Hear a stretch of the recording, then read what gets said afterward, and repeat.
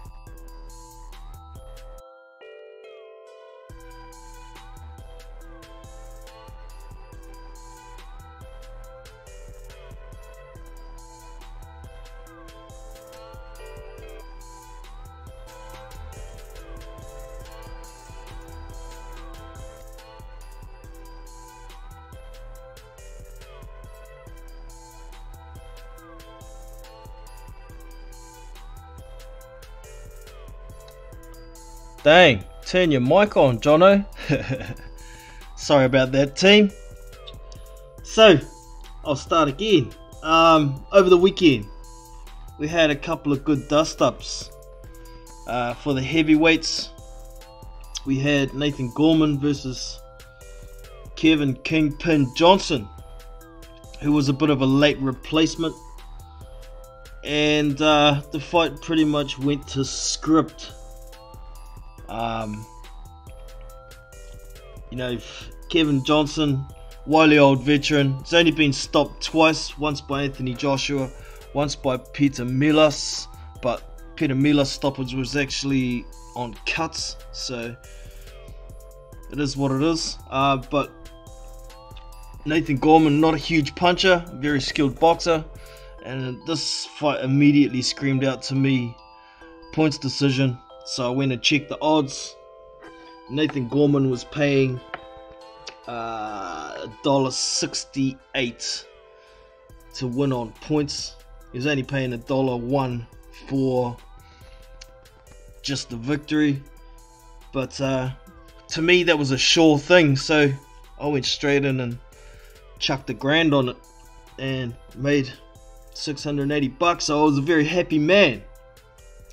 But the fight itself was pretty much how I expected it to go. Nathan Gorman won every round. Done dusted, money in my pocket. Sup MBT, good to see you, brother. I'm going to send some links out once I'm finished my rant if anybody wants to join.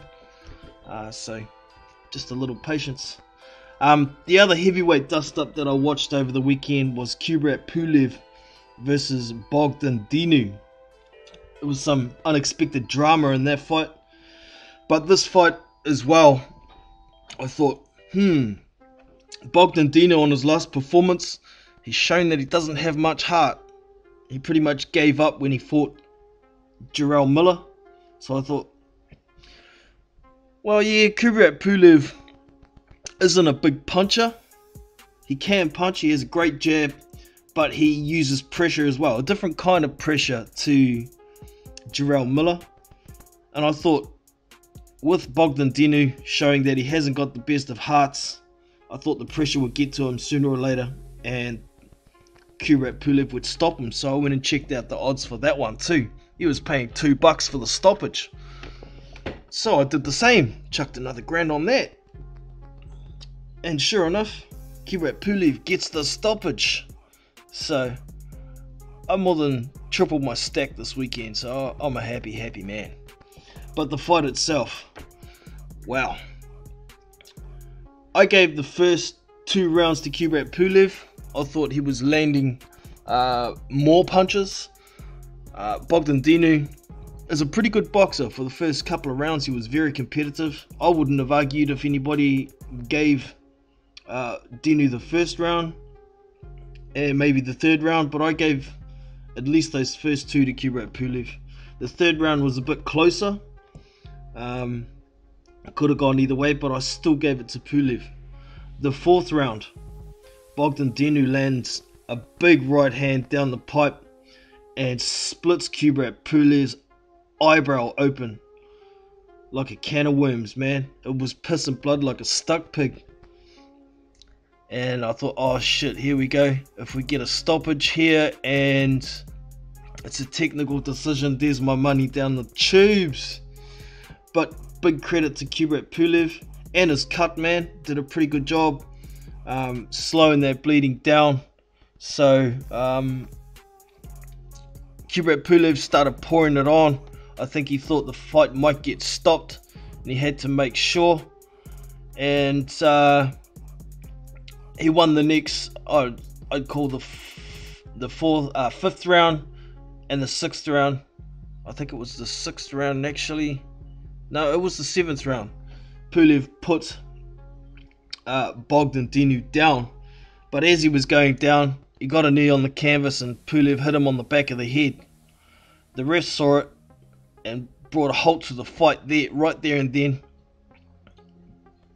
Gave Pulev the 10-8 round, said it was a legit knockdown, but he accidentally hit him on the back of the head after he had a knee on the ground, so he gave Bogdan Dinu some time to recover. He was telling him to get up and he wasn't getting up. The doctor was in the ring and it seemed like Dinu was trying to get a disqualification, but then the ref said to the judges, if the fight gets stopped, we're going to the cards.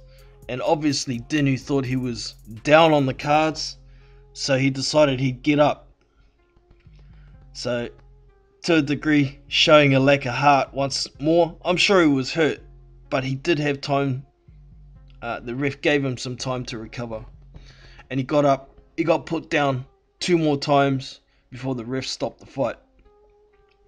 But by that stage, Dinu had resigned to the fact he was going to lose one way or another, showing his lack of heart.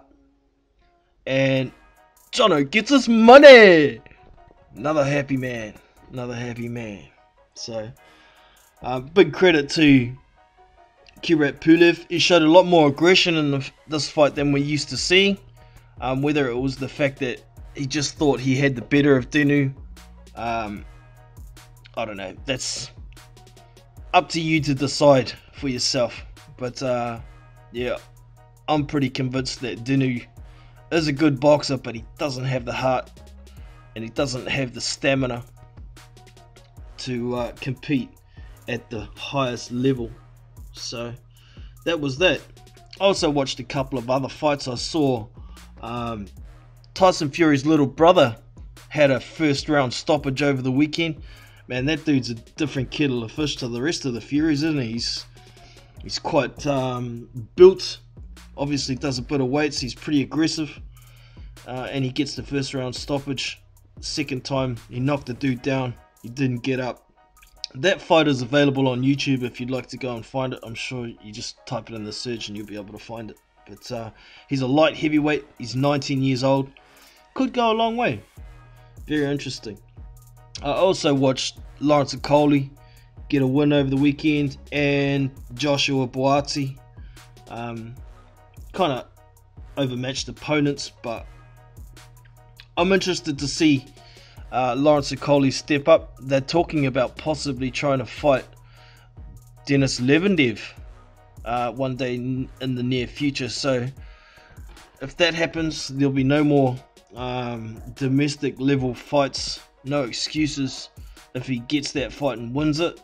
But I don't know if he can win that one or not. I haven't really thought too much about it. If the fight does get made, I will have a bit closer look at whether I think Okoli could beat Lebedev. Alright, so that's my bit of a rant for now. What I'm going to do now is I'm going to open up the lines and send out a few links. So just give me a minute here. I'll sort some shit out, get a hangout open, and send out some invites. We'll get this show on the road. Everybody can get in and give some opinions about the fights over the weekend and upcoming fights, and just talking boxing as we usually do. So like I say, just give me a minute here.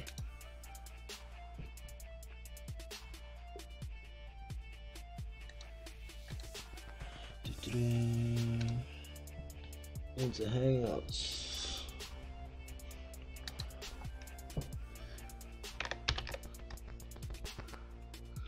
Regulars, I've just dropped a link in hangouts for y'all, and I'm actually sending an invite to a special guest who said he would be interested in dropping in today. So just give me a mo here. We're getting there.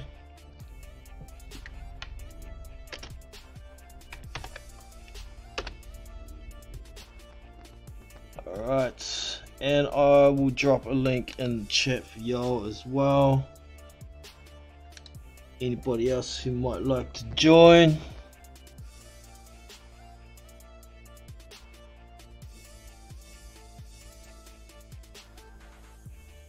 Sup Mala, I've just sent a link through Hangouts if you want to join that way, but there's also a link I just dropped in the chat there, so anybody who would like to join, feel free.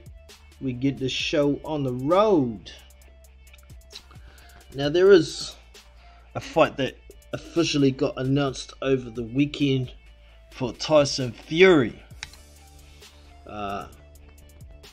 He's been announced to fight Tom Schwartz on the 15th of June, I think it is. Not the best fight, but I can understand why he's taking that fight. I mean, Tyson Fury is ranked number 4 with the WBO, number 2 with the WBC. I haven't even checked the other governing bodies, but why I checked the WBO is because Tom Schwartz is ranked number 2 with the WBO. So I can imagine Bob Arum with his WBO connections will be trying to get this made a final eliminator, but I'm guessing Dillian Whyte may have something to say about that. But we'll see what happens, because Dillian Whyte has yet to announce an opponent for his next fight. So depending what he's going to do, or who's he's going to fight, if he's going to chase the WBC route, then maybe the WBO will allow Tyson Fury versus Tom Schwartz to be a final eliminator. I mean, Tom Schwartz hasn't even fought anybody, but having that WBO Intercontinental title is what's giving him that ranking. So it is what it is. It's not what we'd like to see, but like I say, it just is what it is. I'm not going to complain too much about it. Yeah, pretty disappointing really. It'll be a walk in the park for Tyson Fury, but yeah. It is what it is. Sorry, I'm just having some trouble here trying to get my hangouts sorted on screen.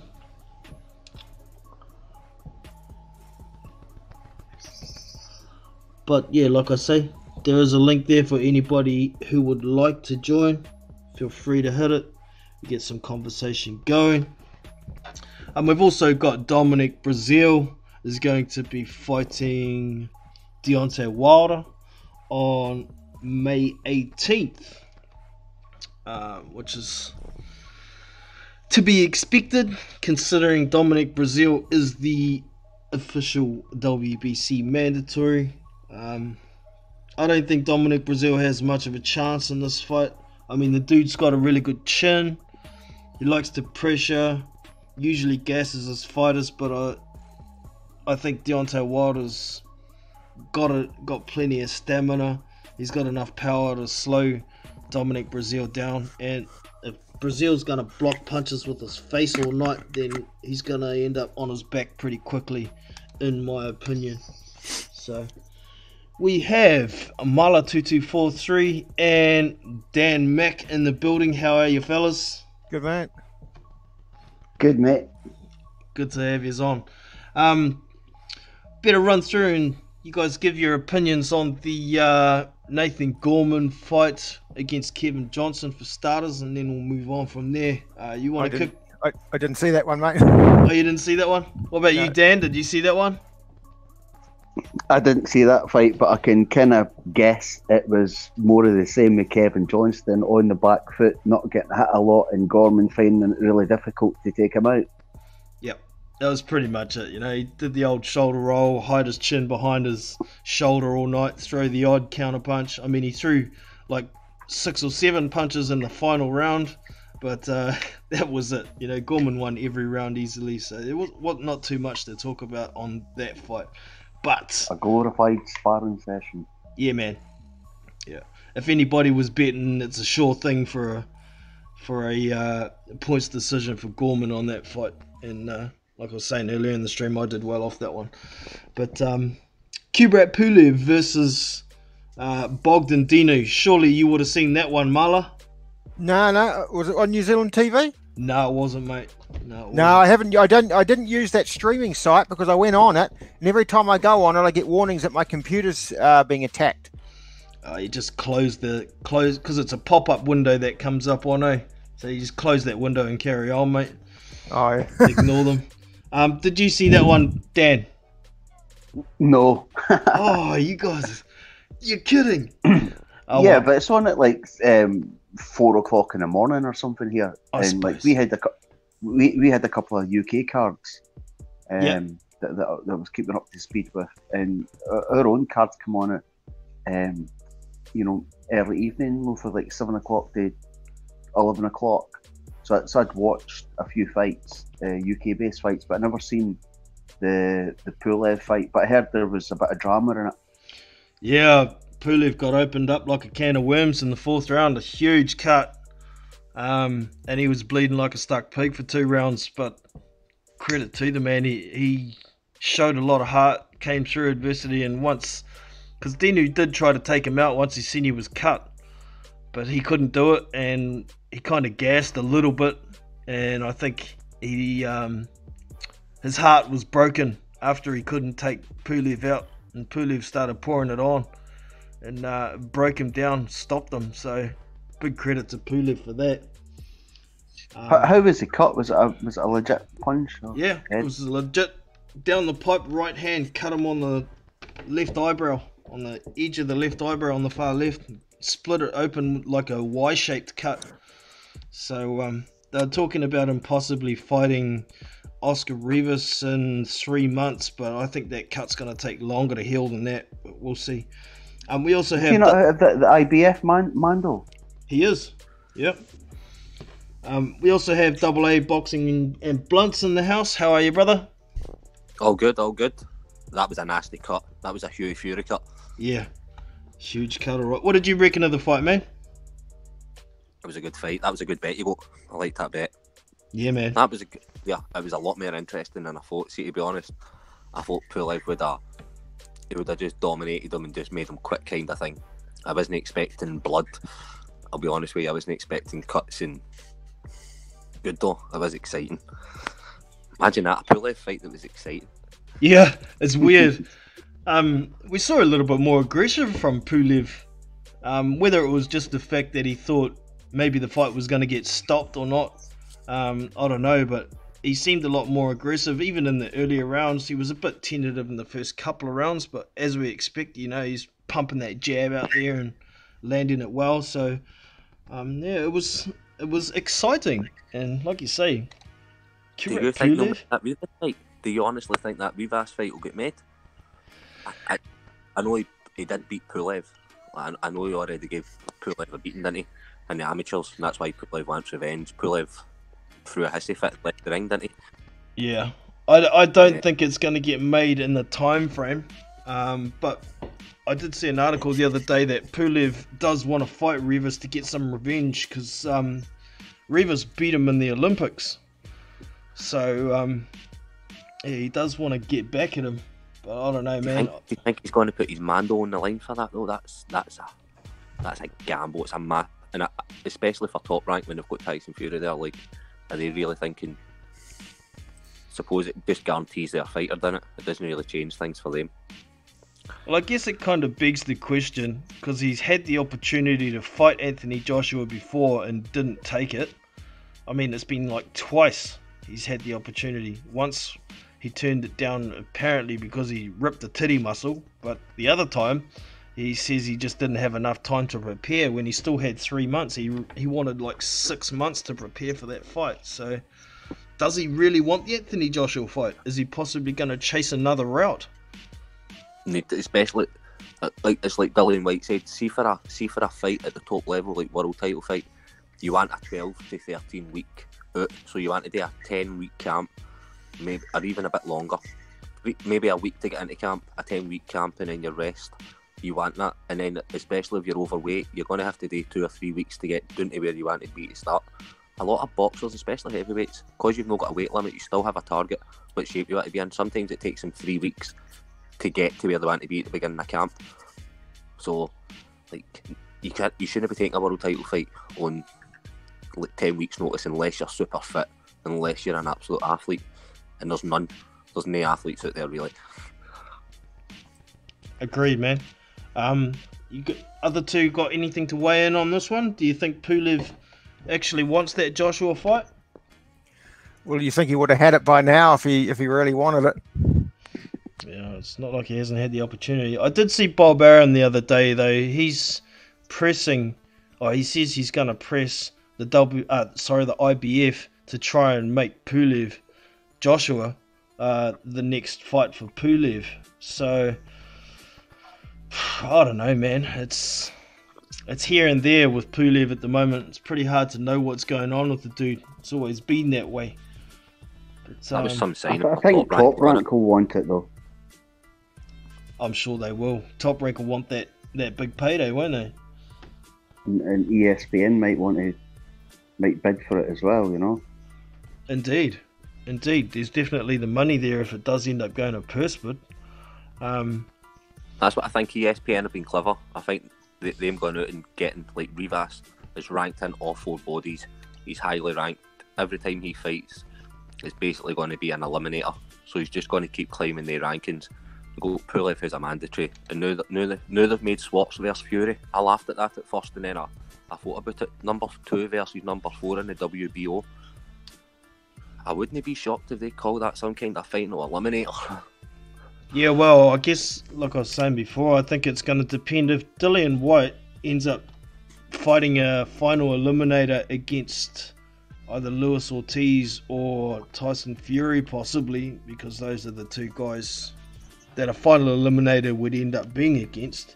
Then maybe the WBO would call it a final eliminator. But with what's gone on with Dillian White, it sounds like he's got some good news from his meeting the other day. He may end up being able to fight anybody inside the top 15 of the WBC rankings to get the mandatory position, or they may just give it to him.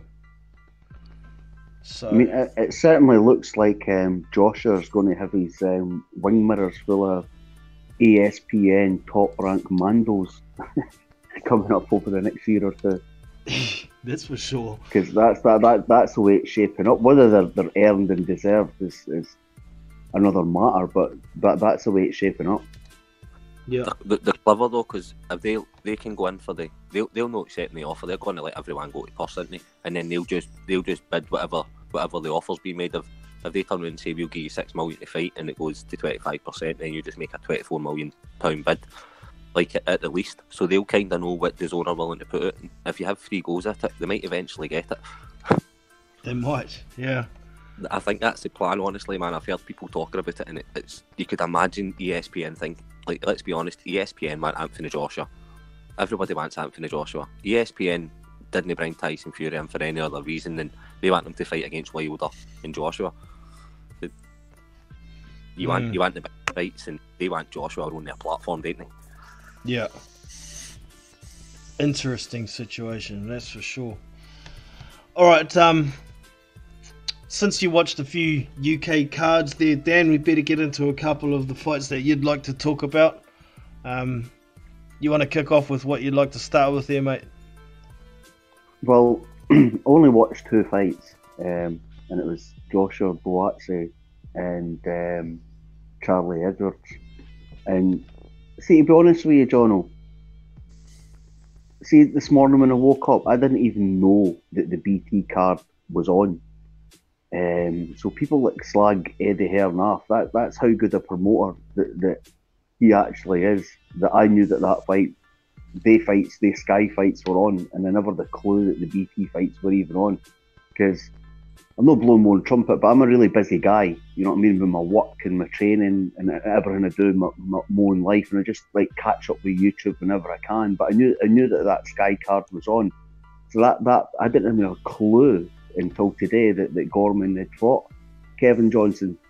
You know, I didn't even know until this morning when I had a bit of time when I was going through all my YouTube stuff this morning. So I thought I'd get that in there first. But yeah, I watched the 2 fights. I was really impressed with Joshua Buatsi. I think he could go on and become something really big in the sport. I don't know, you know, if he could go on and become a world champion, because that light heavyweight division is pretty stacked with a lot of really good fighters at the top, and there's a lot of really good fighters that are, you know, the second tier guys are pretty decent as well. So I don't know where he's going to fit in the whole mix, but he looks really impressive. He won the British title last night in his 10th fight. So a lot of people have been pretty high on him for quite a while. And yeah, I've seen him last 2 or 3 fights, and I can see that he could go quite far. Whether he gets a belt or not, I don't know, but he's really talented, that's for sure. And then another fight, it was pretty much I wouldn't say it was a mismatch. It was Charlie Edwards' fight against a Spaniard. It was pretty one-sided, but the opponent was pretty game. So it was a kind of one of the kind of set-up fights. You know, when somebody wins a world title fight, then their first defence. That's what it was last time. It was a first defence fight. So it was a kind of standard light touch opponent that he was up against. But it was pretty. It was kind of entertaining as well. You know, it wasn't a bad fight to watch. The guy was pretty game. So they were the 2 fights I watched, but I was really impressed with Buatsi. You didn't see the Lawrence Okoli fight that was on that card too? No, I was out. I never got back home till late. When I got back, they were just doing the ring walk for the Buatsi fight. So I managed to watch the 2 bouts. Then I watched a few interviews on IFL after it. But as I say, I mean, I didn't even know that the other card was on until today, which is a pity because I would have flicked between both. But I don't think I missed much with the Nathan Gorman fight by all accounts. A lot of channels that I listened to were pretty scathing Kevin Johnson. So I don't think I missed much in that fight. But there were meant to be a couple of good other fights on that card. So I'm going to need to try and catch up with them as the week goes on. Good man. Even Eddie Hearn, Eddie had a warning for Boatse. He commented about how tough the light heavyweight division is, and where he was going to end up in that division. So I think even Eddie Hearn was being realistic, as good as he looks. Yeah. Do y'all think that Anthony Yard versus Joshua Boatse will ever happen? It will in time, I think, but that's you're looking at both of them to be world champions before they fight. Yeah. If both of them become world champions, then they might fight. But without a belt each, there's no chance. Can't see it. Fair enough. It would be good though. Because I just want to see the good fights, you know what I mean? I don't care if they've got belts. It's a fight I'd like to see regardless. Yeah, well, that's the same for pretty much all us fans though, isn't it? We just want to see those good fights. But, yeah. I don't get, I really don't get with the whole Gorman thing, right? Gorman was meant to fight against that UFC fighter.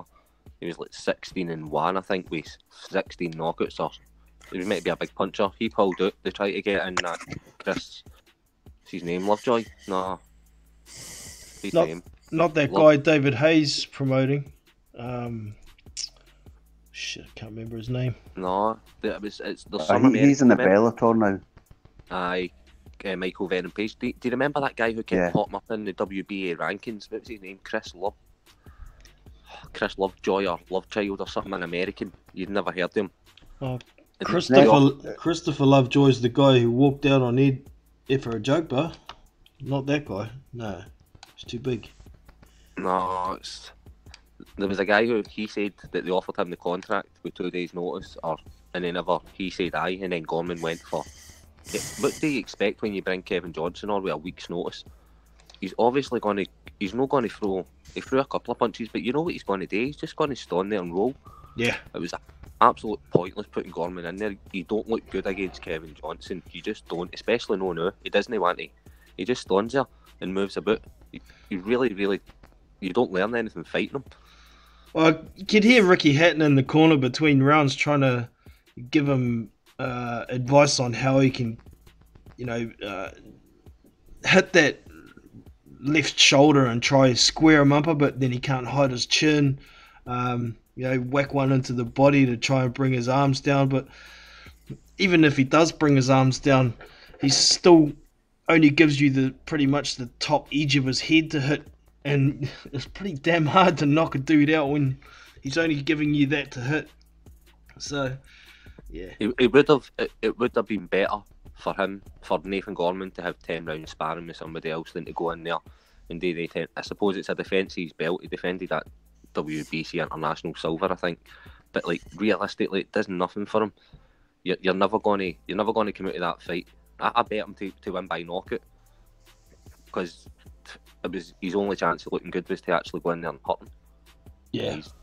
He's really disappointed me, Nathan Gorman. See, when I look back, I followed him right from the beginning. It was like 207 pounds, and then it was like 216 or 217, and then in 4 months he went to 260 pounds. And he used to move really good, but he doesn't move like he used to either. Well, yeah. I've seen him. He really isn't. Double A. Where you go, Dan? I seen him. No, I was just going to say to Double A to back up what he was saying. I seen him commentating on when Daniel Dubois fought against the Romanian boy. Was that with his dad? Was that with his dad and the camera was on him and you could hear him going, "Oh, he needs to do this, come on, Dad," like as if he was doing stuff rag. Yeah. No, it was a recent fight. Daniel Dubois was fighting Rajan Pujano or something. Yeah. It was only about a week ago or something. A week or two ago. And he was doing commentary and he looked in a lot better shape to me. Well, you could actually see it in his face that he'd been training, and he's had a strength and conditioning. He's actually, I know this sounds weird as well when I heard him saying it, but he's got a strength and conditioning coach that comes in now and works with him all through the week. And I'm thinking to myself, Ricky Hatton surely should have a strength and conditioning coach in his gym, and he's not got a strength and Nathan Gorman's only had a strength and conditioning coach for November last year, which is shocking. That really shocks me. Makes you wonder how good the strength and conditioning coach is too, because Gorman was still 265 in there over the weekend. So yeah, he doesn't. Honestly, if you look back at his weights, you'll see. Like, see if you go into my YouTube, you've seen the video. See if you watch him in his first 5 fights, Nathan Gorman actually moved. He actually rolled his shoulder. He moved on his feet. He made angles. He doesn't do that now. He's quite flat-footed, and he just looks for that left hook, left jab all the time. Like, he really, the movement, the lack of movement is really, really worrying.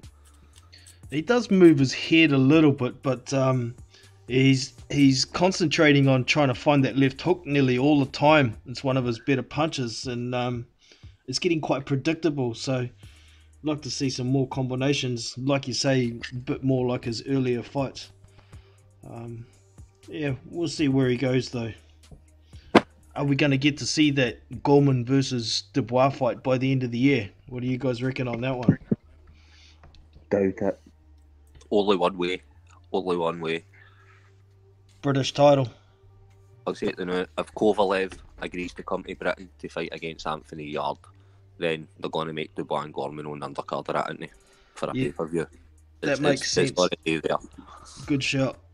Yeah, but Joe Joyce, they've ordered Joe Joyce and Daniel Dubois, and that's not going to happen. Joe Joyce is the WBA gold champion. He's not going to go fighting for the British. I can't see it. He's going to wait to get. He's guaranteed to get a chance to fight at least Char. Yeah, well, I see Frank Warren and Daniel Dubois came out in an article saying that they're keen to get that fight, but seriously, I don't think Fish Eyes would let that fight happen, because I think Joe Joyce would cream Daniel Dubois, to be honest. I think Dubois is too green. But that's just my opinion. You want to give us yours? That. It really is first. That's two people fighting in a pub, innit? That's a good way of putting it. Yeah. It's like two bikies. It's like two bikies having it out in the street. What do you reckon, Marla, about that fight? Dubois versus Joyce. Yeah, I would probably have to lean towards Joyce. He's got a good chin, Joyce. And it wouldn't surprise me to see Dubois hit him and nothing happened. And people say Joyce is slow, and he may look slow, but he reminds me of George Foreman. He still seems to be able to land the punches. Yeah. You know, everyone said he's slow, but he's still able to put his shots on the mark. So I would actually have to go for Joyce in that. Yeah. That's a good point. I've consistently said Joe Joyce is slow, but like you say, even if he's that slow, how come he still manages to keep landing on people? Yeah. So maybe he's just deceptive. Because they're slower than him. I guess so. You can put it that way too. Yeah. It's crazy because like Joe Joyce does all these kind of majestic gymnastic movements in the gym and all. Like you see him doing somersaults all the time. But when he fights, he turns into a robot. Well, he's still very fluid with his movements, but yeah, like you say, he seems to stand straight up quite a bit. I don't know, maybe it's just his stance. He looks like a robot, how he moves his feet, but yeah, how he can move with his capoeira and whatnot compared to how he moves in a boxing ring, it's totally different. I can't understand why. I'm going to make a bold statement here, right? And I've said this before. The Richie Woodhall effect. You should Google this. There's a guy in British boxing who he's always running about the GB setup. And I'm telling you, look at Daniel Dubois, look at Joyce, and look at Anthony Joshua. When they roll their head and they roll their shoulders, it's exactly the same as each other. They're all replicas of what that guy founded. See when they move their head, they don't move. I've never seen any of them move their head backwards. They only move their head left to right in a rhythm, like you're bouncing, like you're on the skipping ropes. That's the way they move their head. It's like a bobbing action. There's no even reacting to punches. It's to left to right. None of them seem to pull their head back, like make angles. It's not taught in British boxing, especially not heavyweights for Olympians. They don't teach them like how to move and make angles. They just teach them how to bob their head and score points, big punches to the face. Yeah, interesting. Alright, so we'll jump into another fight that's actually, well, the date and venue isn't confirmed yet, but the opponent is confirmed. Carlos Takam versus Alexander Usyk. It's looking like it's going to be on the 17th of May. So, yeah, what do you guys reckon of that fight? Yeah, I wouldn't be surprised to see Usyk even get a late round stoppage in that fight. I feel like Takam, he's sort of getting to that age. He's got to start sliding, and I think, Usyk could stop him late. Good fight though. I think Takam will try hard as always. Yeah. What do you reckon there, Dan? Not sure. I think Usyk will win. I don't know whether or not he'll get a stoppage. Takam's a tough customer, but he's had a couple of bad knockouts. That last one against Chisora was brutal. The one against Povetkin as well, and he is knocking on as well. So I can see where Marla's coming from in that respect. But he is a tough cookie as well. And he's a half decent boxer. So we have to see about Usyk. I mean, a lot of people are, just making it, especially me, because I think he can really do something at heavyweight, but I need to kind of rein it in a wee bit as well, because he's not actually fought at that weight class yet. And you do have to take into account that Gassiev was getting to him going to the body, so you could imagine one of these big heavyweights going to the body against him and what kind of impact that would have on his movement throughout a fight. So yeah, maybe guys like myself are getting a bit carried away with Usyk at heavyweight.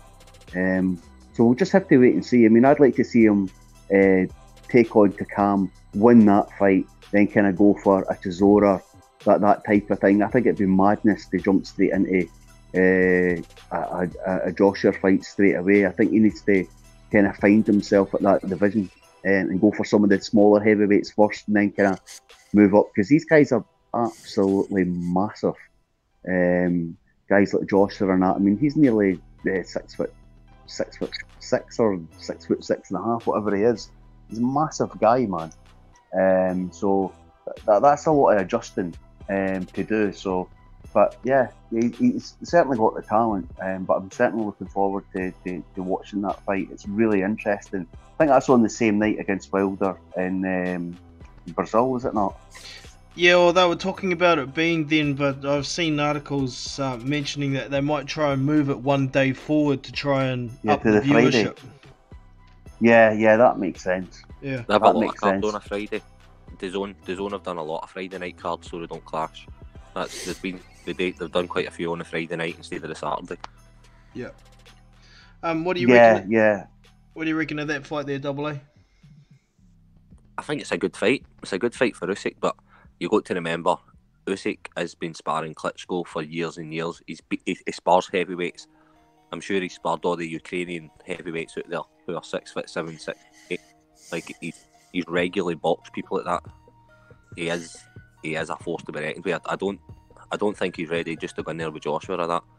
But I seen an interview with him, and they said to him about Joshua, and he nodded his head and said he obviously wants Joshua. But I don't know about the size. I don't know if he's definitely no scared. And if you're sparring Klitschko and you're sparring heavyweights all the time, then you know you're good enough before you make that step up, don't you? If you can get in about them and cause them trouble. Yeah. It's where it goes next. Remember the WBO says when he moves up, he'll get a shot at the WBO belt, didn't he? So they made Joshua the super champ. I did some reading up on that. He's got a request to get the mandatory position. If he doesn't request it, he's not going to get it. I can't request it. See when they released their statement, see when the WBO released their statement on a mandatory, which is due, when they released that statement, they'll release the Usyk. They'll call that in with the mandatory. They'll call the mandatory plus they'll call that for Usyk at the same time. That'll be part of the mandatory. If Usyk calls that, then their mandatory can't call their mandatory. Yeah, I'm kind of wondering whether Usyk's going to try and let this time around on the mandatory schedule pass and maybe get in on the next one, because they were talking about possibly fighting Povetkin, and then they came out with this confirmed Takam fight, but they've also said that they will still want to fight Povetkin after Takam. So, the mandatory is due to be fought in September for the WBO.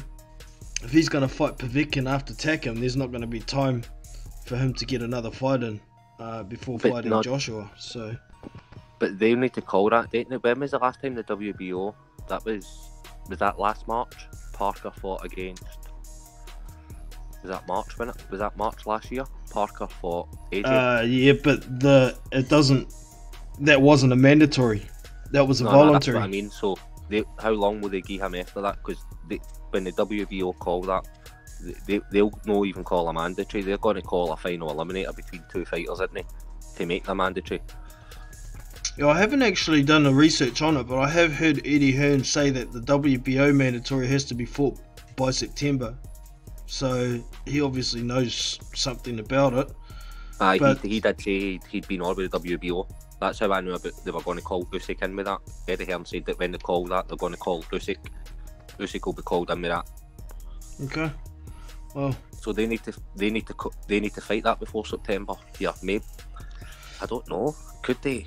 There's gonna be an exemption asked for, I think, because Eddie Hearn's talking about Joshua's next fight is going to be November, December after Miller. So I think they're going to try and push for this Usyk fight round about that period, because it doesn't look as if the Wilder fight's going to happen for whatever reason. Yeah, there's also the fact that Usyk's on he's got 2 more fights on the co-promotion deal with Matchroom, so Eddie's going to want to take advantage of that before he slips through his fingers as well. So, but what I'm saying is that Usyk's team have to do what's right for them.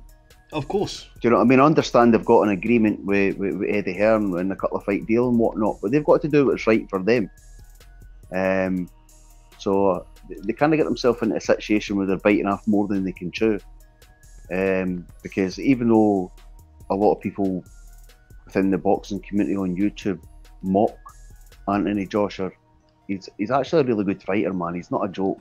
Do you know what I mean? He'll take your head off if he hits you with that right hand or one of the uppercuts. You know what I mean? So you need to try and get yourself into the best shape before you take on a proposition like that, because that'll not be an easy fight for Usyk. No. You know what I mean? Regardless of what people think of Joshua, that's not an easy fight. It's not an easy fight for anybody here. I've said it many times, and I'll say it again. It's not unfamiliar territory for Alexander Usyk. He did fight at super heavyweight in the World Series of Boxing, beating Joe Joyce, beating Junior Farr, and like you say, he's been sparring Klitschko for years. And I think a lot of people underestimate how big Usyk actually is, just because he's moving up in weight. He's just about the same size the same height as Joseph Parker, as Jarrell Miller, as Dillian White. So he's bigger than Takam.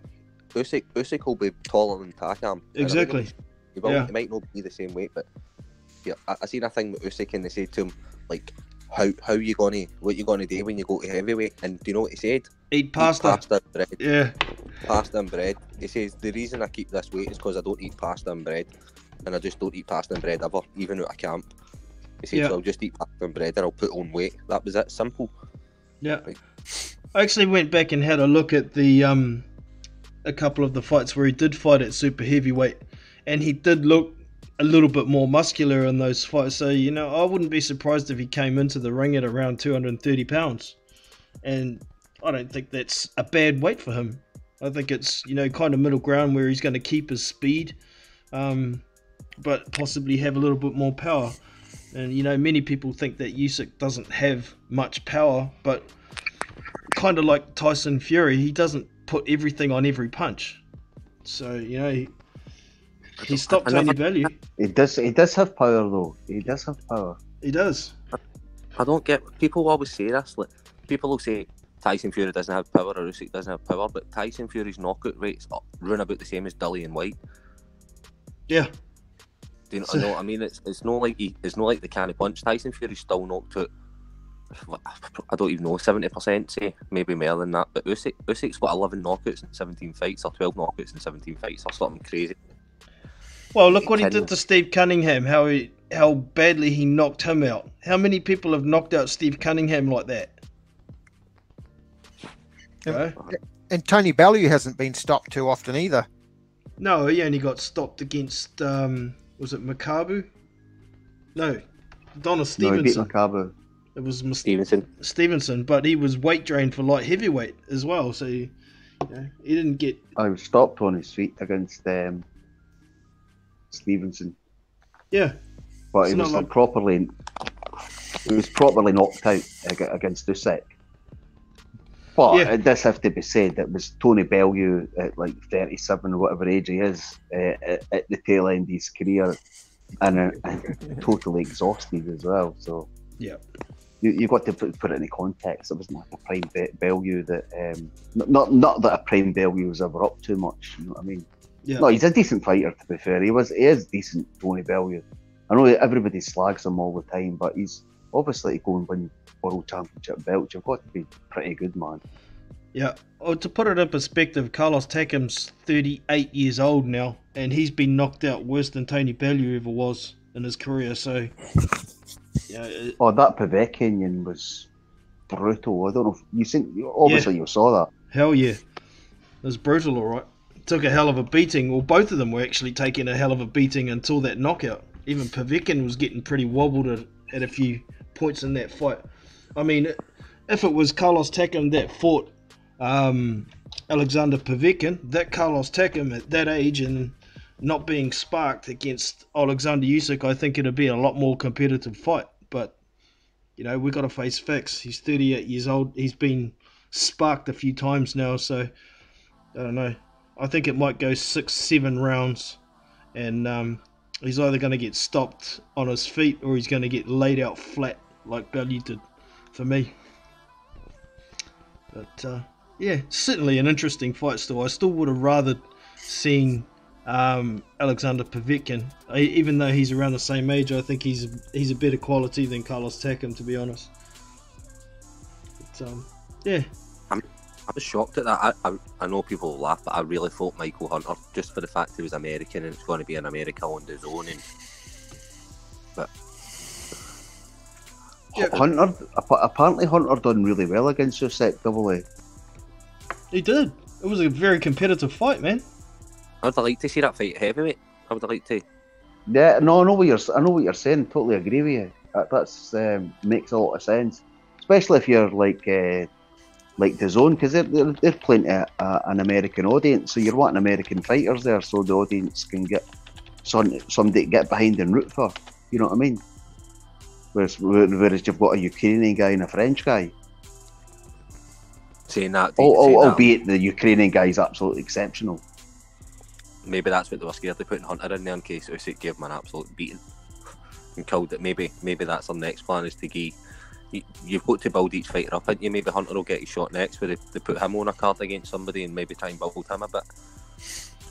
I just had a quick look on YouTube. There's a highlights video of the Hunter versus Usyk fight on YouTube. I haven't found a full fight just off the top of my head yet, but if anybody wants to go and check it out, do so, to give you an idea of how competitive it actually was. And I'm pretty sure Michael Hunter will want to get that fight if he possibly can, as a revenge fight to try and get some payback. But Usyk's had a couple of close fights, remember? I know, and I do rate the guy, he's exceptional, but he's had a couple of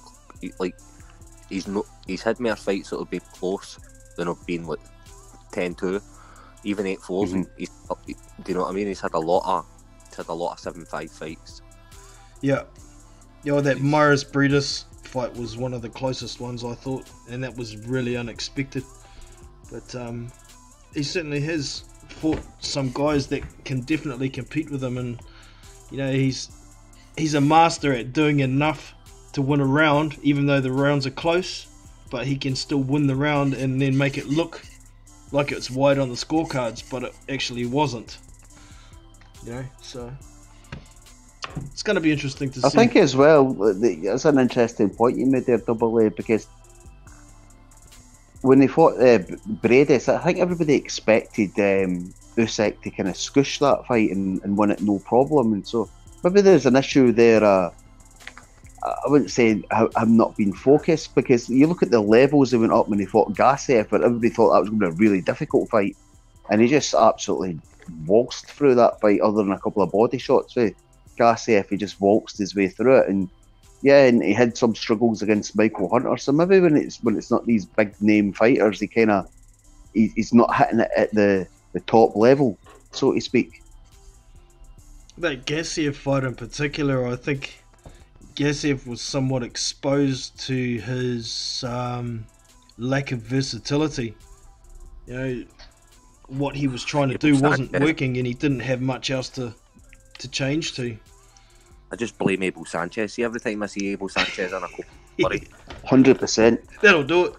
Yeah, one-dimensional fighters. He trains a lot of them. But that's what I mean. The Triple G to just I don't even find Triple G speaks English, so he doesn't listen to him. I think he just uses him for the camp, cheap lodgings. Nah, I do worry though. Sometimes he doesn't.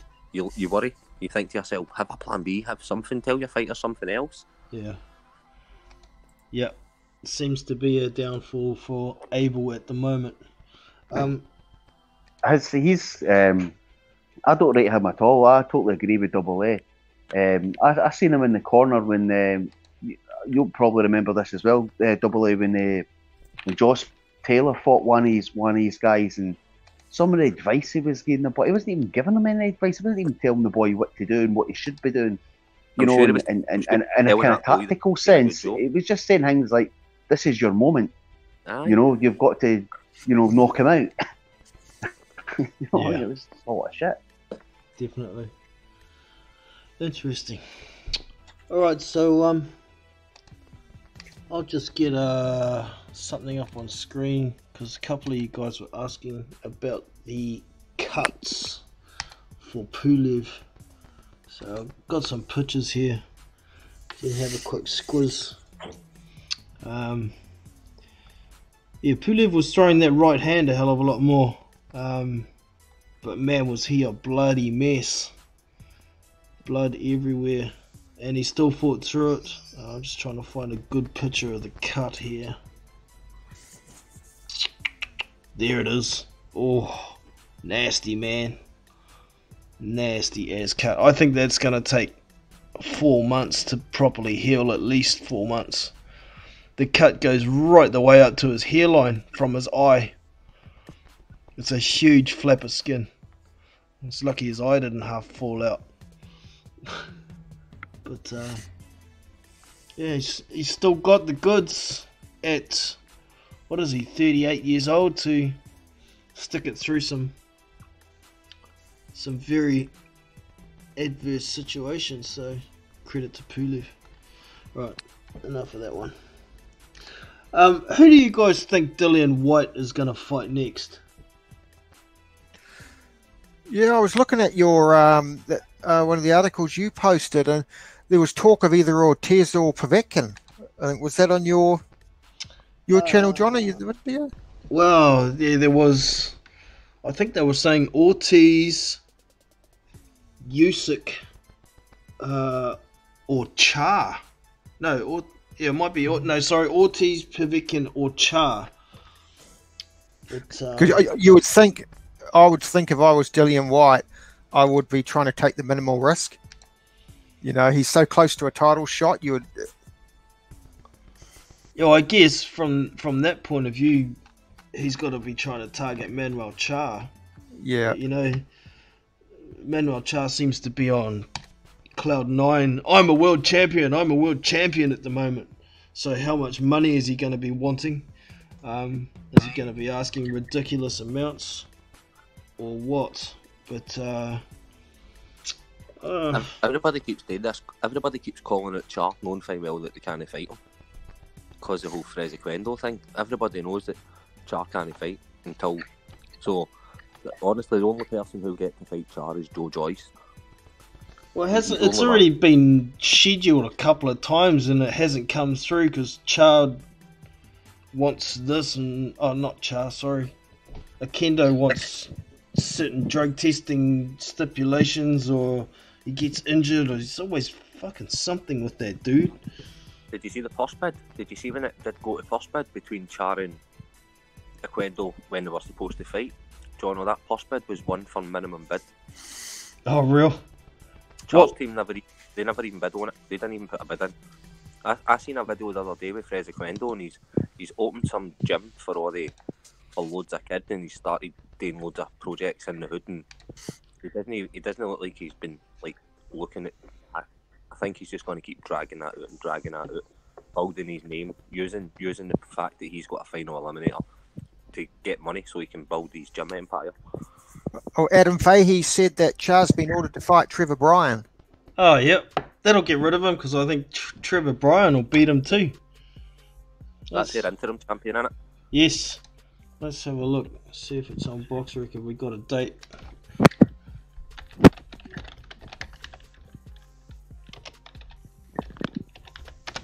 Trevor Bryan. Is that him? 22-0. That's him. No, that's not him.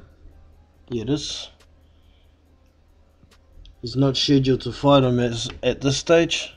Still, last fight was BJ Flores, and that was the interim title fight. So, has the WBA released anything about that? I've not heard anything about all of that fight. I don't know actually at this stage. Oops. Have a look. The WBA rankings. So we've got Anthony Joshua, Manuel Char, WBO gold title. Jeez, I can't believe they made up that title. I saw someone else picked up that title as well in another weight division. So it seems to be going around. Trevor Bryan, Fraser Kendo, Dillian White, Jarrell Miller, Otto Wallen, Oscar Rivas, Sergey Kuzmin. Okay, yeah, Trevor Bryan versus Manuel Char. I mean, it's probably an okay fight. Trevor Bryan. There's another heavyweight belt as well kicking about that Daniel Dubois was meant to fight Kazan with her. There's a belt called are you ready for this? The WBO Global World Championship belt. Oh, yeah, I heard something about that one. Or maybe it was you who mentioned it, actually. Let's see if... Somebody else fought for it the week before. So somebody does hold that belt. There is a belt kicking about that somebody has. I can't remember who it was. It might have been a Canadian or something. But it was crazy. I seen the belt. I seen a picture of the belt. That's not Simon Keane. Maybe he's got that. Nah, it wasn't. I can't remember. It was like, I'm sure it was like a Canadian fought a Bulgarian or something. It was two neighbours.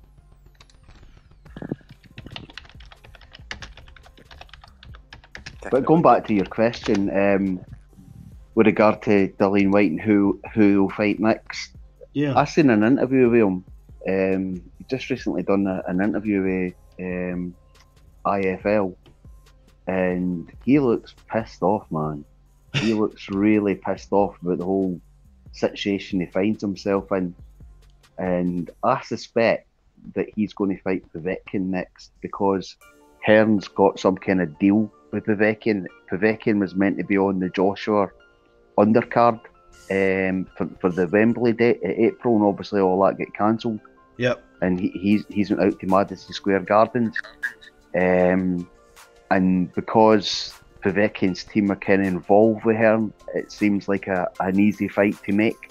Povetkin's also, because he's fought David Price, he's fought Joshua. UK fight fans know who he is. Former champion, former gold medalist. Okay, doesn't speak a lot of English and whatnot, but he's a known fighter. So I think it's looking like it's going to be Povetkin, which is another tough ask, if you ask me. It's an incredibly high risk fight. Yeah. No, I know, but Povetkin could be on the slide though. We're not talking about the same guy that was kicking around 3-4 years ago. Yeah. He's still a good fighter. Don't get us wrong. But he's not the same level that he once was. But I'm just kind of basing it on all the sort of kind of business arrangement Hearn has with Povetkin's team and whatnot, and obviously he's still got a big influence on Dillian White as well. I mean, Matchroom are still going to be involved with Dillian White. He seems to be weighing up his options stateside, but his UK situation appears as if it's going to remain the same with Sky and Matchroom. What happens in the US, I don't know. Obviously, he's got a few bids to mull over with ESPN, Showtime. I can't remember the other one. I think it was Fox. I don't know if the Zone have made him an offer, but he's got a couple of offers on the table for his fights to go out stateside. But on the basis of the business arrangements Hearn's got, I suspect it'll be Povetkin, but I could be wrong. Yeah, I could see it being Povetkin, and I could see that also being part of the WBC's resolution to the mandatory position. I think because Alexander Povetkin is 7th with the WBC, he's 9th with the WBO, and not ranked with any other bodies. But kind of like the Brazil situation with Molina, it could possibly be a case of if White fights Povetkin and wins, he gets the Mando, but if Povetkin wins, he gets nothing. So, I don't know, because he's too lowly ranked to... Don't know, man. There's a lot of money behind Povetkin as well, so I don't know if it would play out like that. Well, quite possibly. You know, Andrei Ryabinski, the money man, hasn't had the best history with the WBC. They've probably... I wouldn't be surprised if they've still got legal proceedings going on. I know there was a long drawn-out thing with Deontay Wilder and the purse that was in escrow for the mandatory shot, and then there was Ryabinski was taking action against the WBC for taking away Povetkin's opportunity to fight for the mandatory position against Bermain Stavern, because he got cleared of any wrongdoing when the lab got shut down when he tested for Osterine. So I don't know how much involvement. I know they won a court case in New York, Povetkin's team. They did, and Wilder was able to appeal, but I don't know if he ever did. There was no sort of publication on that. But I don't know how... Where you go? Go. Oh, Adam says they're trying to make Povetkin versus Hunter for the USEC card. Oh, that's not a bad fight too. Usyk's scheduled to fight on that card, and Dillian White's scheduled to fight in July sometime. It's already booked at the O2. Okay. Can't remember the date. Sometime in July. They've already booked the O2 for that.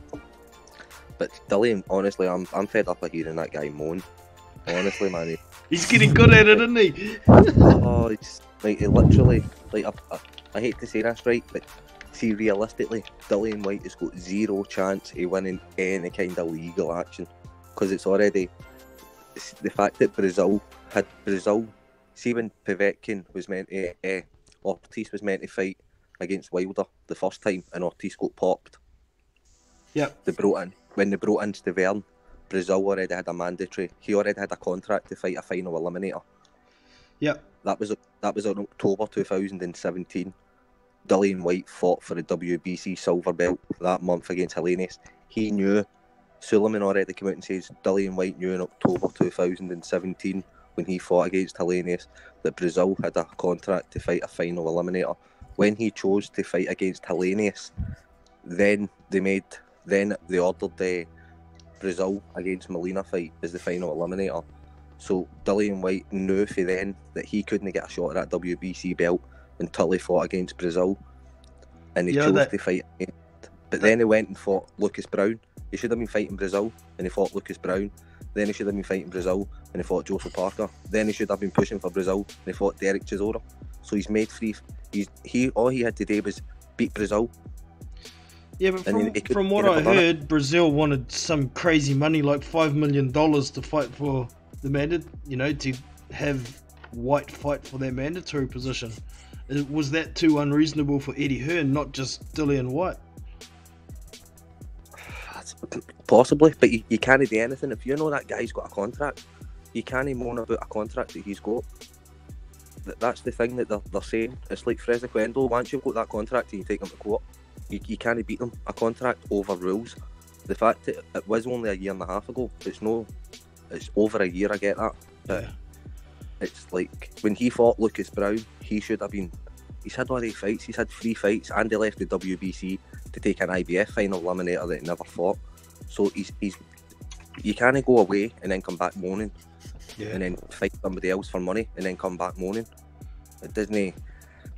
And then when they eventually ordered the final eliminator, when they ordered it for interim belt, they still couldn't make the fucking fight with Brazil.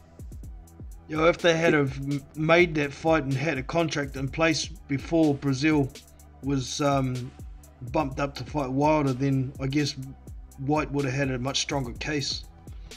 That's what Sullivan came out and said it the other day. He's already said it. That's what happened. Brazil had a contract away back in 2017 in October, and Dillian White knows that, and then he fought for the silver belt. Then he fought against Lucas Brown. Then he fought against Parker. And after Parker, they ordered him to fight against. This is what Sullivan said as well. They ordered a secondary eliminator between Ortiz and Ortiz and White. As soon as Brazil had fought against Wilder and that mandatory had been called, the winner of that would have been stated mandatory straight away without any final eliminator to speed up the process. So Adam Fahey says White is scheduled for July 13th at the O2. Yeah, July 13th. It's not on BoxRec yet. No. But and also, Double A, what you forgot to mention is White knocked back the opportunity to become the unified heavyweight champion in the world, and he got offered double his highest payday to do it for a voluntary defence, and he knocked it back. You know what I mean? So he can't grumble. He can't grumble, and he can't moan as well, because he's. I don't care what MD says. He's one of the highest paid. He's probably one of the highest. He's obviously not there with Joshua and Canelo and all the guys, but he's one of the highest paid boxers in the world. What's he moaning about? He's earning about 2-3 million quid a fight. You know what I mean? What's he greeting about? I don't get how he. But see the amount of people out there who honestly think that Dillian White's got some chance of winning a legal case. You just have to watch a Sullivan. Go and watch him on Boxing Social, I think it is, and he gave the interview and explained exactly what happened. He met Dillian White in person November last year before the convention in Kiev. He actually went to London and sat with Dillian White in a restaurant and said to Dillian White, "Look, you knew last year that he had a contract. You need to stop bitching about it. We offered you numerous fights." He said, they never just offered Ortiz. They offered Dillian White other fights. So when they did call that Brazil, as soon as that Brazil fight was off, the winner of Ortiz and White would have got that straight away, and he refused it and went for IBF and then refused that, and now he's back. And what's going to happen? He's going to have to fight another final eliminator, and they might not even call that straight away. They've got no legal reason they have to call it straight away. I don't think so, as far as I'm concerned. What Sullivan said, but yeah, it's not necessary, because after Brazil fights Wilder, there's going to be a 12-month period at the minimum, where he doesn't have to fight mandatory. So I'm just looking at the rankings and thinking, if White goes and fights Povetkin, that does nothing for him, because it's not going to be a final eliminator. If that's the case, without having that contract with Brazil, he's not going to get given that opportunity. So the only final eliminator that he could fight for the WBC would be Luis Ortiz, who isn't busy. But I don't know. We'll see, I guess. Jono, could I take what Double A said? On you go. I'm sorry. That's all right, mate. What Double A says 100% bang on. And I know it's kind of sticking the throat of a lot of guys who like Dillian White, but it's 100% bang on what Double A saying. However, what I would say in favour of Dillian White is he has been fighting decent opponents, and that does have to get acknowledged at some stage, because he's been doing a lot more than what other contenders have been doing and getting himself some decent wins of late. When you compare Dillian White to what he's been doing in comparison to Dominic Brazil, for example, it's night and day. So I can understand why a lot of fans are pissed off why Dillian White's not getting a title shot. But you stated the facts as to why he's not getting the title shot, because they've been chasing the pound, shilling, and pence, and they've been taking the Parker fights when they should have been fighting Brazil. And even though it was a good fight to fight Parker, they lined their pockets. They got a good payday out of that, and that's the path they chose to take. They took a rematch against Derek Chisora, another big payday for him, and they're good wins. They are good wins, but he is where he is. He just needs to knuckle down and go on with it and try and get himself into a final eliminator. But it is harsh. It is harsh on him because he has been fighting good opponents, whereas guys like Brazil are just waltzing into title fights where we're not doing very much, you know. So there is a moral argument in Dillian Whyte's favour, but the legal argument, he's got no chance of winning. It doesn't say much for his self-management, does it? You know, like you say, he's been chasing those money fights, but if he wanted a title shot, he should have been fighting the right fights to get it, which he just hasn't been doing. So he's only got himself to blame, not having a manager and being his own manager. He's fucked himself in the ass. See if you go back to exactly 12 months. Go back 12 months and he was just about... He's lining up the fight against Lucas Brown, right? See before that? He was on telly, who should I fight next? Are you ready? I'll tell you exactly what Eddie Hearn says. Or he'll probably say Ortiz, Brazil, or somebody else. And then after that, when he fought Parker, it was Ortiz, Brazil, or somebody else. Then when he fought Chisora, it's Ortiz, Brazil. They're throwing the same names about, but they're not getting fights against them. Yeah. And I don't think they're offering the right money. I swear to God, I seen an interview with Lewis Ortiz's manager, and he said that Eddie Hearn offered him 85 grand to fight a heavyweight. Oh, you're fucking joking. After Cliff. Jesus. That's what I mean. It was when he fought on the Tyson Fury card. He got 300. I think he got 200 or 300 grand for fighting on that card. And he says, "Why would I go to England for 85,000?" Damn right. I'm fed up of hearing Dillian Whyte say he's going to fight Brazil, Ortiz or this, and then making a money fight when you know that you need to. The WBC saying fight these people. You need to make the fights. You need to fight who you're ordered to fight. It's a shit situation, and I don't believe that Brazil earned that shot. But the fact is that he had a contract, and you know it. So you've got to try and do your thing to get him out of there and take it off him. Fair enough. I mean, they obviously tried to do the right thing by getting the Brazil fight, but the way things played out with Tyson Fury Wilder, Tyson going to ESPN, that kind of fell apart. And then obviously it falls into Brazil's lap, the WBC title shot. But if he had fought Ortiz, if he had actually took that Ortiz fight last April, Dad, and beat Ortiz, he would be sitting here the new, guaranteed the winner of that fight, guaranteed them. He'd have a contract guaranteeing him as soon as that fight happened, he would be called next mandatory.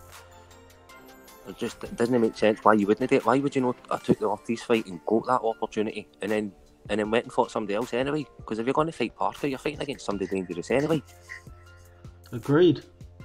I think it's just prize fighting, double A. I think the guy's come for not a lot, and he's had a couple of paydays, and he's wanted to kind of keep it going, so to speak. You know what I mean? I think he's been kind of chasing the money. Yeah. Which is he's a prize fighter. You know what I mean? That's his job. Yeah, he's got to decide what he wants, though, eh? Is he going to chase a title shot, or is he going to chase money? Because he can't whinge about not having a title shot if he's going to chase money. I understand that, and you know, like I've always been pretty critical of Dillian Whyte, but you do have to acknowledge he's fighting decent fighters. You know what I mean? It's not as if he's, come up against guys that are, they're decent fighters he's fighting. Yep. He never fights outside the top 15. He always fights the top 15. Well, he has. Since he fought like Lucas Baccarat and that after he got beat off, but his last few fights have been absolutely solid, and Dillian Whyte's he's in a solid position financially, and his resume is getting better, but he's not doing nothing. He's still hovering about without actually pushing and getting these fights that he needs to get. Like Tyson Fury fighting against Tom Swartz, everybody will laugh at that, but see, at the end of the day, he's fighting the number 2 in the WBO, so he's pushing for when that WBO comes round that he's in for a shot at picking eliminator. He's taking Tom Swartz out the way. Yeah. Hey, I can see where you're going with that, and that's a legit point to make. But here, listen, Tyson Fury should be getting caned. You know what I mean? We can't be caning Joshua for fighting Muller and all that, and Tyson Fury fighting Tom Swartz, because that is a joke, regardless of what belts at stake and what manoeuvres are getting made. It's a complete joke. It is a joke, man. You know what I mean? I know it's like shrewd behind the scenes manoeuvres and all that, but it is a joke, man. It's got to be called out for what it is. It's a duck, mate. I never thought a series was, but Tyson Fury ducked Anthony Joshua. He already came out and said that Eddie Hearn made him an offer, and Eddie Hearn said offered him the equivalent of 60-40, and then it offered him a 60-40 split, and he never took it because he was making the Wilder fight. And then he went to Wilder, and he could have went to Person, he could have made that Wilder fight, and he never took it. And now he's fighting Tom Swartz. So at the end of the day, Tyson Fury ducked Anthony Joshua and ducked Wilder. He had a chance to fight the two of them and never. That's a duck. I also he kind of ducked Deontay Wilder as well. You know, signing that deal, not necessarily to duck Wilder, but Aaron came out and said you need another US fight to build your profile before you can fight Wilder after that. And then I just saw an article this morning saying that Bob Arum is saying Deontay Wilder versus Tyson Fury won't be this year at all either. At the earliest, it'll be February 2020. So, should Tyson Fury be getting caned, or should Bob Arum be getting caned, or should they all be getting caned? I think all of them should be getting caned. They should all be getting caned because they're really starting to test the patience of a lot of boxing fans who have got to the stage where they just want to see the fights. I couldn't believe Wilder not back that offer that he get made for DAZN. I don't care what anybody says. Oh, it's a smart business move. A year down the line, he could learn double that. I don't care. I just want to see the fight. That's all I want to see. This has been going on for far too long, and it's pissing everybody off now, including myself. And there's a lot of boxing channels out there on YouTube that are pretty neutral and all of this, and they're getting fed up with it. Everybody's getting fed up with this. They're really, really testing the patience of a lot of fans with this. It's the only people who seem to be happy about all these fights getting postponed are the kind of fanboys, because it gives them something to talk about on their YouTube channel every day. But most people are seriously pissed off with this. And hopefully these promoters can get a sense of it, because everybody's sick of it. Everybody I speak to that's into boxing, they can't be bothered with it anymore. They just want to see the fights. That is it. They want to see any combination of Joshua, Wilder and Fury, and that's it. And maybe you could might phone a Dillian White if he gets himself into a good position. Maybe, who knows? But we just want to see the fights. That's where we're at now. We're sick of this pish. I have to say, Dan, also, people were saying how it was a smart move by Wilder. I never saw it as a smart move. If someone says to you, hey, man, I'm going to guarantee you $100 million for 3 fights, I mean, he said no to that. There's no guarantees that in the next fight he could get knocked over. You know what I mean? You know, there's no guarantees. What do you guys reckon of Shelley Finkel saying a big reason that they wouldn't accept that offer was because they couldn't see what Joshua was getting? Does that matter what Joshua was getting? No. Not to me, it doesn't.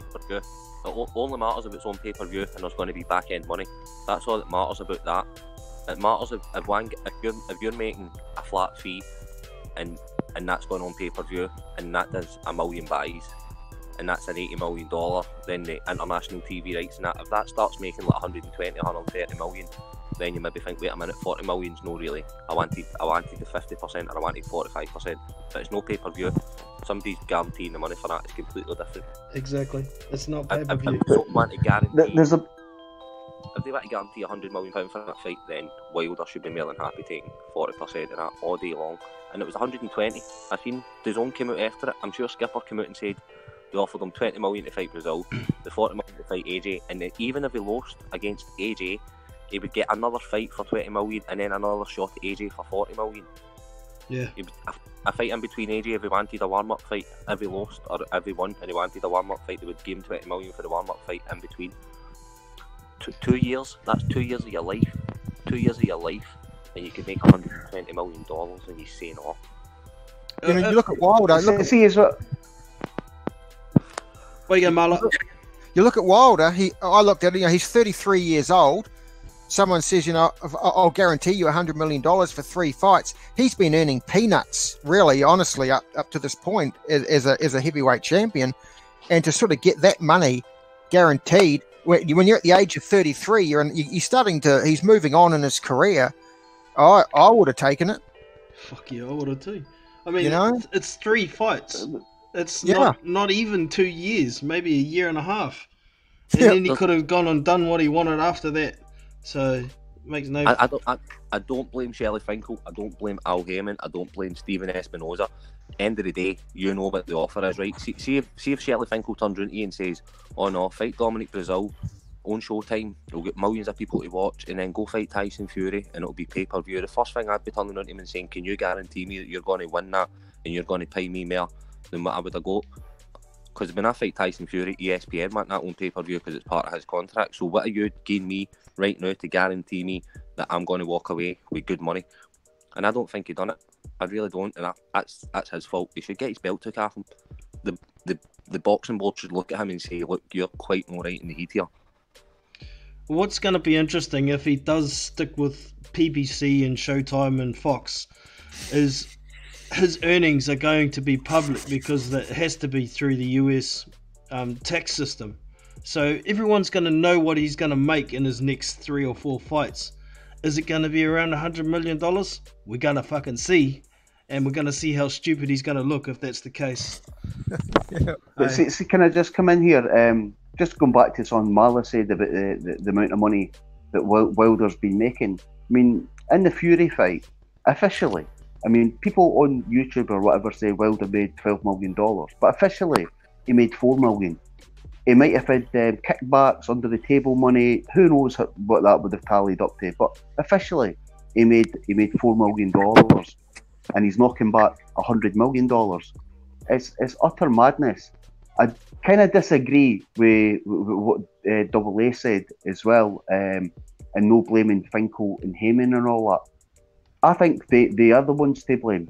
I think this is bigger than Wilder, Joshua and Fury. This is like a cold war going on between the PBC, DAZN and ESPN. All these big networks are vying to become the main promoter, and they're at war, and whatever move MD makes, and they just couldn't accept Wilder going on to DAZN to hear that fight, in my opinion. And that's how it's all. It's no Wilder's. I know, but that comes into what Al Heyman is. Is Al Heyman a promoter or is he a manager? Neither. He's a manager. He's an advisor. He's an advisor. I mean, it's a bit of a mess. I mean, let me ask you maybe what you're saying is right. I don't know. I'm just speculating. Double A. Yeah. Have you ever heard Al Heyman talk? Have you ever heard Al Heyman give an interview? Doesn't do media appearances. So how could he be a promoter? A promoter's a person who promotes a fight. An advisor and a manager would make the fights and then get to a promoter to promote. Al Heyman doesn't promote because he doesn't speak. No. He's a mute promoter. There's no such thing as a mute promoter. A promoter is somebody who promotes an event. Al Heyman doesn't promote any event. I've never seen him promote a single event, ever. He's not a promoter. He's not a promoter. A promoter's somebody who goes out there and says, "This fight's amazing, you need to buy these tickets, you need to do that." But he's the main man in the PBC though. Yeah. And the PBC had a contract with Showtime and had a contract with Fox. And it's in his interest to make sure that they shows that he puts on in their channels generate as much revenue as possible for their businesses. And that's a conflict of interest in terms of with the boxer, where the manager should be trying to get the best deal for the boxer, not for the TV companies. That's why he's got the title as advisor, because of the Muhammad Ali Act, as the conflict of interest. Yeah. It's probably a bit of everything, Double A. What you're saying is probably right. What I'm saying, there's probably a bit of truth in that as well. I mean, we'll never know. We're not involved in these negotiations. We're all just speculating at the end of the day. It makes me laugh how gullible people are, because all of these big network guys say, "Oh, we can come to an arrangement and make the fight happen between the networks. We can do a deal." But how often do we actually see that happen?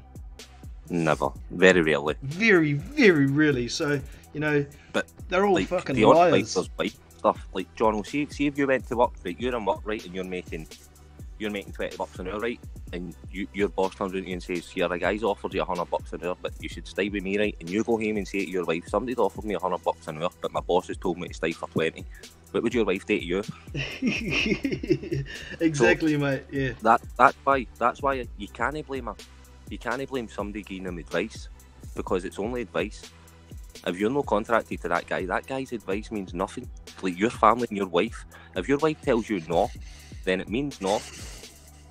I don't like blaming Shirley Finkel when Wilder's refused to do something's mad. Like, well, that's Wilder's fault. It's Wilder's fault he never done that.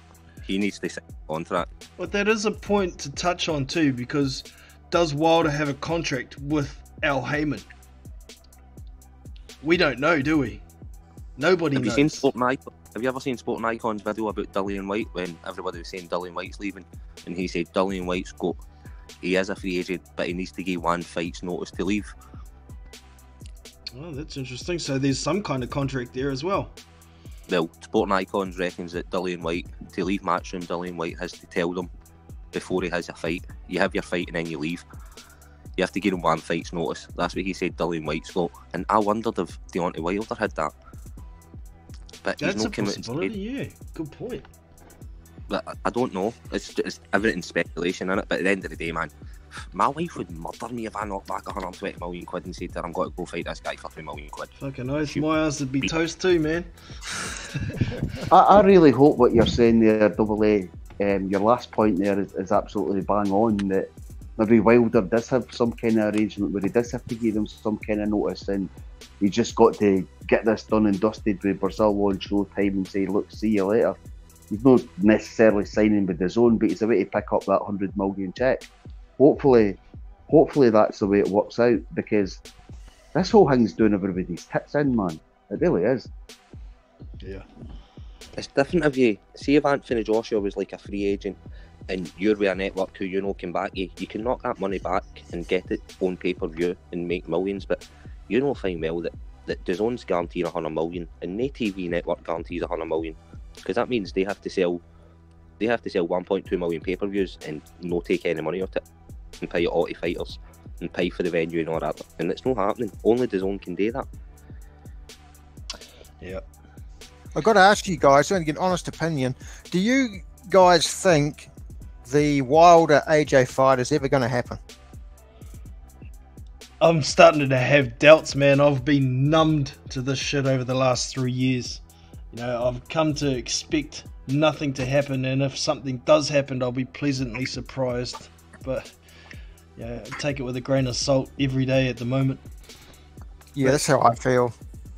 What about you guys? To be honest with you, Marla, I don't know now. I really don't know. I hope it happens, and I want it to happen, because I think we should have an undisputed heavyweight champion. But I don't know if it will happen. But it should happen.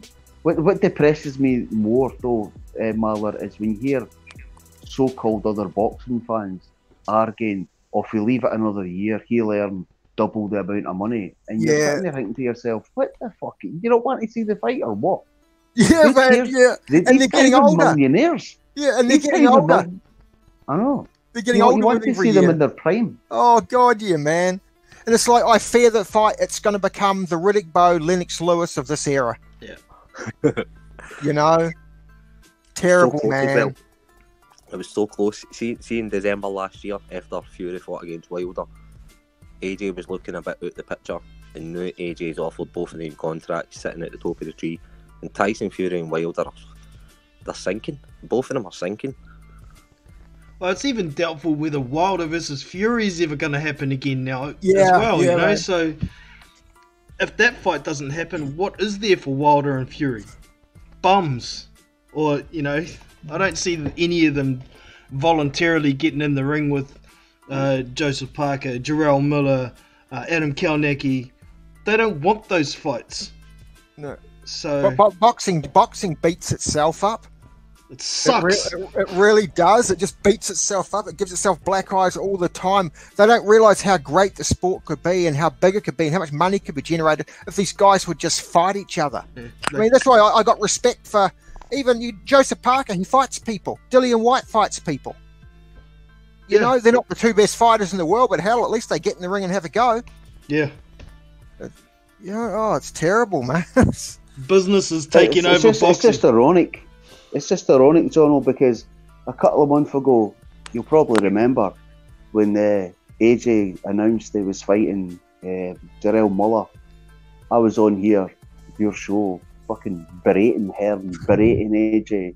This fight's fucking shite. Do you know what I mean? Whatever I was saying that night, raging about it, because we just come off a Wilder, Fury and whatnot, so we were expecting a better opponent for Joshua. And fast forward a few months down the line, Fury's fighting Tom Swartz, and we're all back to square one again, and you're just left scratching your head thinking, what the fuck has happened?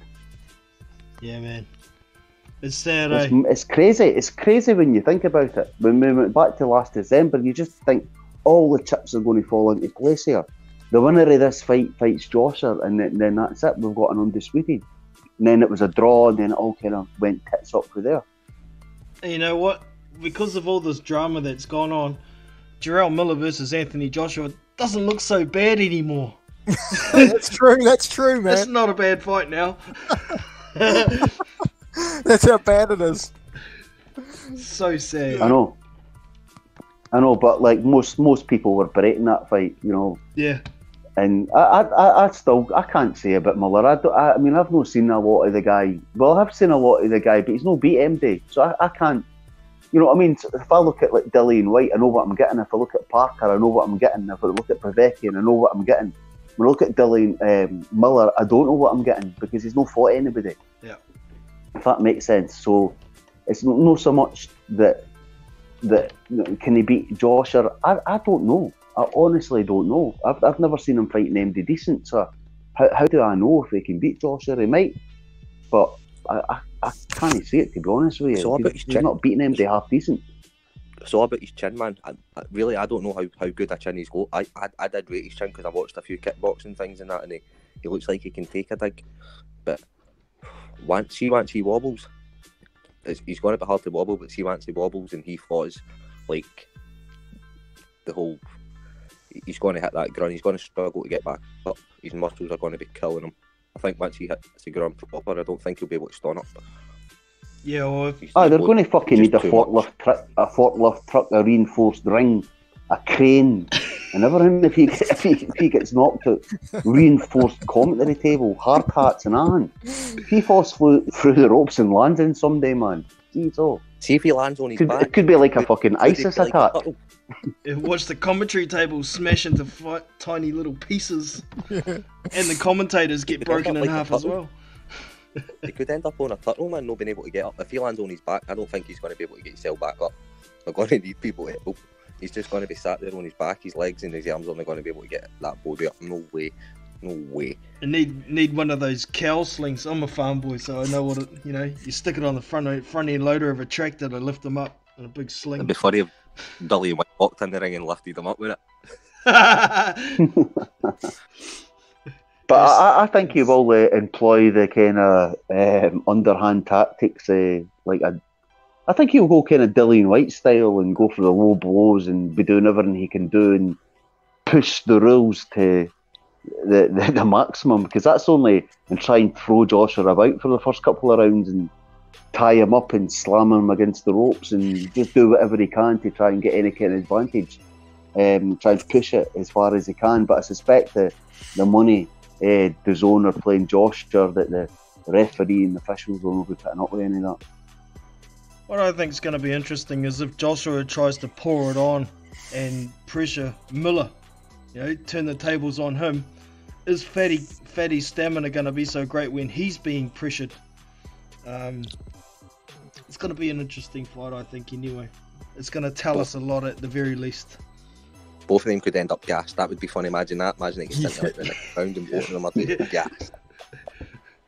Yeah. Well, that's the thing. I mean, because apparently, like, Muller's biggest asset is his gas tank, but it's never really been tested because he's not really fought anybody.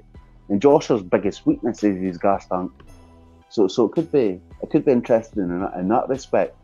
And maybe Muller might get Joshua when he's on that fucking recharge mode. His battery runs out and he kind of recharges it again for the last couple of rounds.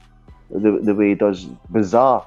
I've never known a fighter to to do that. Maybe you guys can for the top of your head, but I've never known a fighter to come out flying for the first 4 or 5 rounds, disappear for the next 3 or 4 rounds, then finish strong the way Joshua does. It's really bizarre. Like, no intentionally. No, a lot of boxers a lot end up doing it, just switching off. But he is a big lump, but he's an effective lump into Joshua. You've got to give him that. But it is quite an intriguing fight. Now, see, as it's getting closer, I'm thinking to myself, Muller actually has got a bit of a chance here.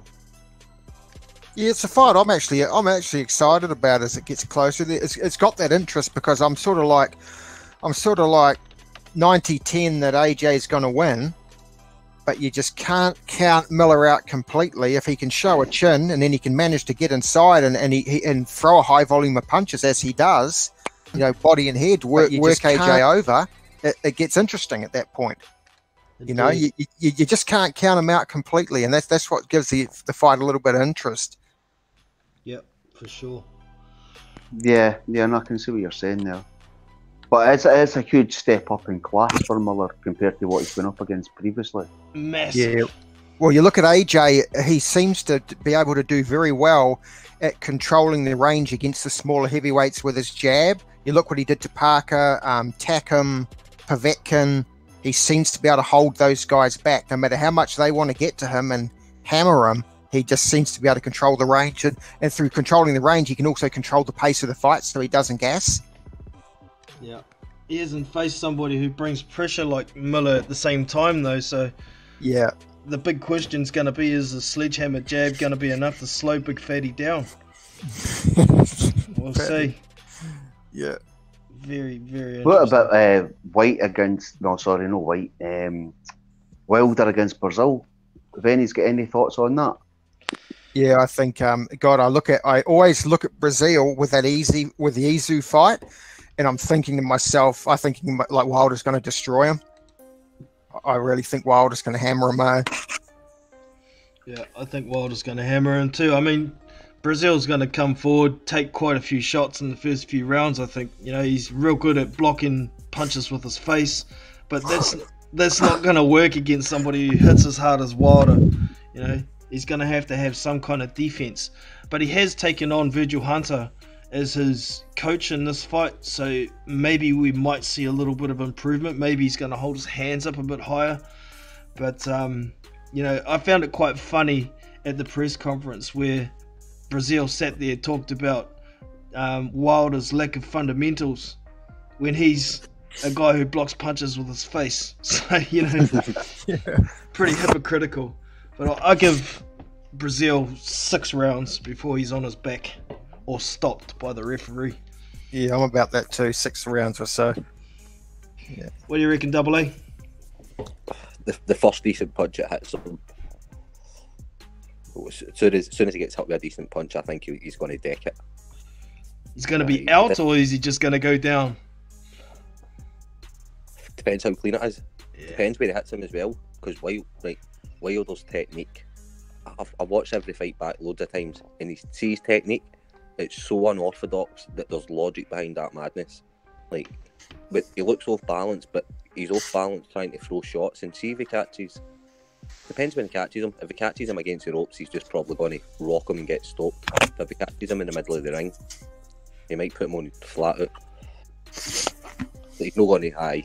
I can't see it going more than 6-8 rounds. Yeah. What do you reckon, Dan? Give us your knock, mate. Difficult one.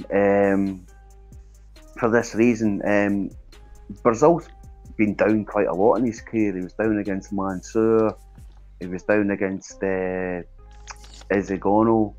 Down against Joshua.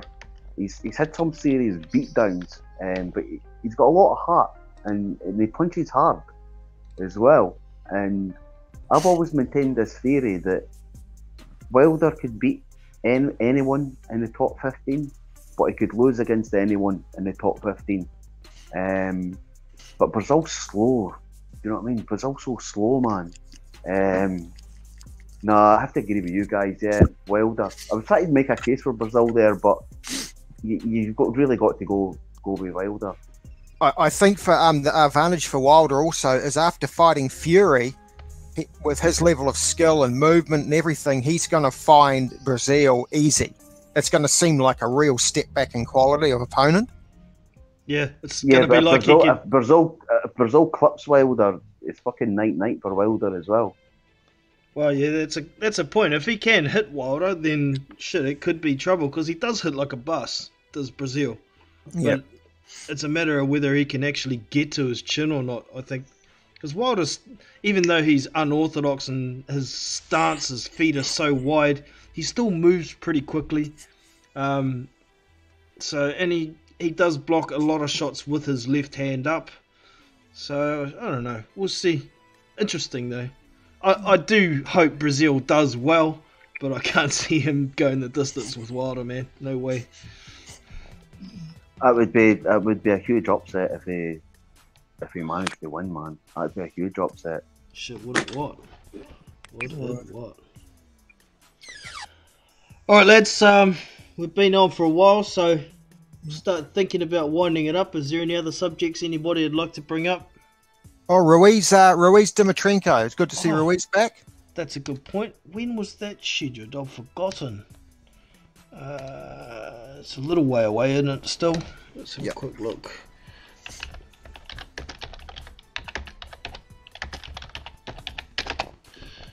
Is there any news on Parker, John? Are they still looking for the Chisora fight? I think so. Yeah, apparently the teams are still talking about a possible did they say? No, June 15th or July 15th date.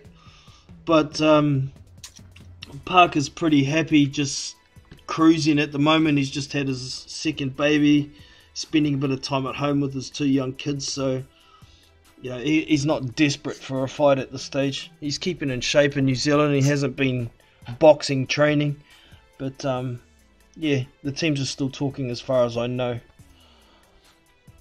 But 20th of April for Ruiz. Yep, 20th of April, and that's going to be in Carson City. Okay. Is it going to be the main event? Let's have a look. It's on a Danny Garcia versus Adrian Granados card. Okay. Interesting. Just looking, there's not a hell of a lot of other good fights on that card that I can see. But, yeah, definitely looking forward to seeing Andrew Ruiz back in the mix. He's still holding on to a ranking at the moment. But I'd like to see him get into some competitive fights. I don't think the Dimitrenko fight is too competitive. I think the pressure of Andy Ruiz is going to see the heart of Dimitrenko broken again. That's what I was going to... Yeah. I commented online about that. I think he's going to take his heart, eh? Yeah, sure. So, I mean, if Dimitrenko can't beat Bryant Jennings, even though the stoppage was pretty bullshit in that fight, there ain't no way he's going to beat Andy Ruiz, because I think Andy Ruiz creams Bryant Jennings as well. So, that's just my thought anyway. You UK boys got any opinion on the Dimitrenko-Ruiz fight? Not really. No. Not really. I'm kind of fucking lost the will to live now, man. I was just kind of thinking to myself, it's shit being a boxing fan. I wish I was a tennis fan. Wish I was a fucking tennis fan. At least I'd get to see Nadal playing Federer every fucking couple of weeks. You know what I mean? Yeah. We're sitting wishing our life away, hoping that all these fights happen. Yeah, man. It's the only sport where the best don't fight the best in their prime. If you were watching football or MMA or whatever the other sport, the best fight the best. Yeah. It's so true, man. It's just a disaster. A total disaster. So frustrating. I get that. So, I think that's probably pretty much our cue to start shutting it down, because we're starting to bash on boxing now. That'll be my channel wrecked if I hate it. Well, let's. Yeah, you're getting that vibe for a lot of channels, though, Jono. Yeah. A lot of the neutral channels, people are getting pissed off with this Wilder Joshua stuff. It's with good reason. so too, annoying. Man. With good reason. But hopefully, maybe it'll take the rest of this year and start afresh next year. Maybe we'll get something happen. Or maybe we might even get a surprise and get an undisputed fight before the end of this year. I'm just crossing my fingers and having dreams here, but yeah, that's how it is at the moment, unfortunately.